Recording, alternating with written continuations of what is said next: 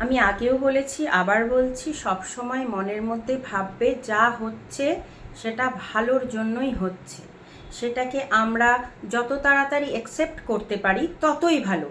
যেটা নেই নেই, যেটা আছে আছে, সেটাকে আমরা অ্যাকসেপ্ট করে সামনের পথে এগিয়ে যাব। মাথার ওপরে, আমি আগেও বলেছি, মাথার ওপরে বিশ্ববিধাতা আছে। এই গোটা বিশ্ব ব্রহ্মাণ্ড যিনি চালাচ্ছেন তিনি আছেন। ওনার ভাবা ছাড়া একটা পাতাও কিন্তু নড়ে না। উনি ভালো চাইলে ভালো, খারাপ চাইলে খারাপ।